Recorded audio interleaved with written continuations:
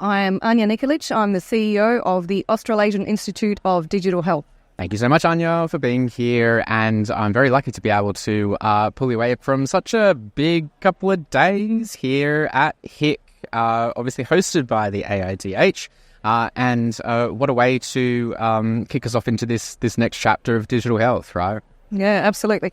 Look, really delighted to be here. It's more than a couple of days. It's 3 plus 1 or 2 add-ons. Yeah, of course. So it's a huge juggernaut for us. A unique opportunity to bring together a pretty diverse, dynamic, important community in the Australian healthcare landscape. So it's my first one. Yeah. I'm absolutely delighted to be here and great to be talking to you.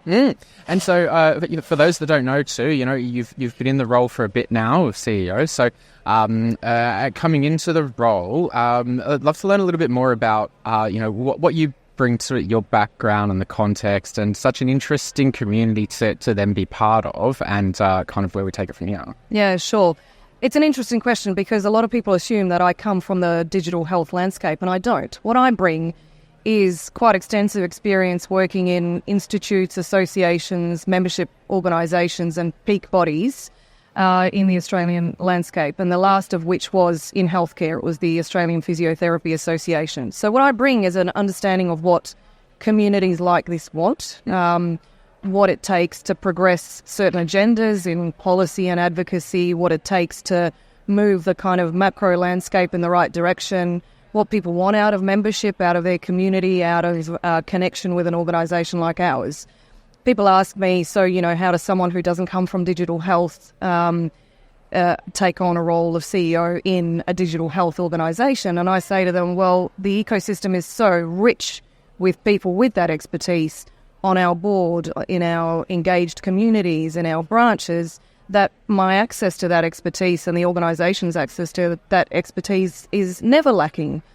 What we need now, I think, in order to take the AIDH to that to the next level is that expertise around peak body management and, how to create policy, how to advocate to government, how to market what's available in this landscape, how to provide education opportunities that matter and that are relevant to the needs of the community that we're servicing. So that's where I come from. Having worked at the APA, the Australian Physiotherapy Association, one of the largest allied health disciplines in Australia, I'm acutely aware of where allied health is in the digital health transformative sort of landscape, if you like, and how wanting it is and how much it matters, and yet how much certain professions grapple with what to do next and how to overcome the setbacks and overcome the barriers that stand in place. So I do have experience and perspective around, how that works in those communities, healthcare communities that are perhaps peripheral in some way to date. So I hope I can bring a unique set of skills and experiences to the organisation and the role, and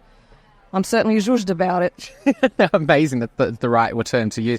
The as the digital health ecosystems evolved, I think naturally there'll always be buckets of people that have like-minded things that they want to share together, or that need to band to do things at greater scale. And I think in this ecosystem, we're not short of industry bodies or groups or communities big and small. And like you even suggested, in healthcare more broadly, every discipline will have their own kind of subset of things going on. So for those that kind of working out where to put the AIDH in that kind of mental jigsaw puzzle of, the role it plays. We've got government, we've got things that are funded by government, we've got not-for-profits, we've got everything going on. AIDH is kind of pervasive across a lot of it, but like what role does it play within all those different moving parts?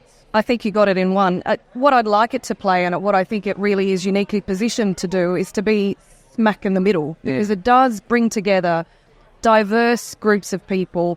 We talk to decision makers in governments, we talk to industry, we talk to technology, we talk to clinicians, and we are that independent voice that provides unfiltered, authoritative advice and direction, or has the potential to do more of that.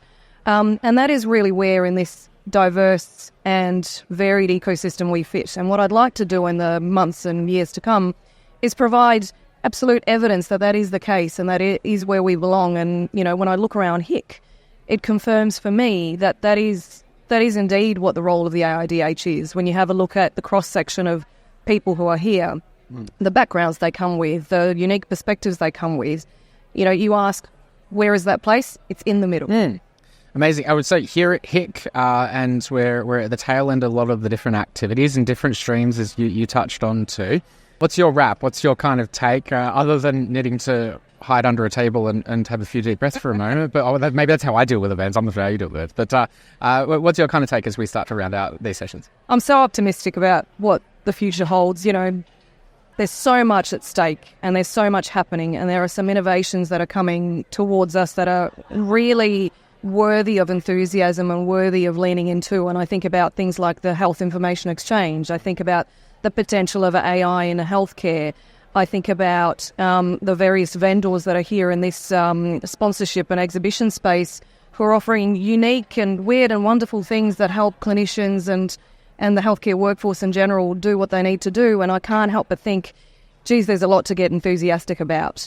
The devil will be in the implementation, and it will be in the execution, and it will be in the human factor, I think. So there's a lot of work to be done. I close off HIC, or will in a few hours, feeling quite exhausted, but also really enthused about what's coming ahead. No, I agree. The party doesn't stop, I guess. There's HIC, but the AIDH, where there's we've got the state committees, active member here, and also other kind of education opportunities. And you touched on some things to come too. What can we look forward to seeing from AIDH over the coming months of this? Great question. I think we've been a little dormant in advocacy and thought leadership, so I think you can look forward to a lot of output.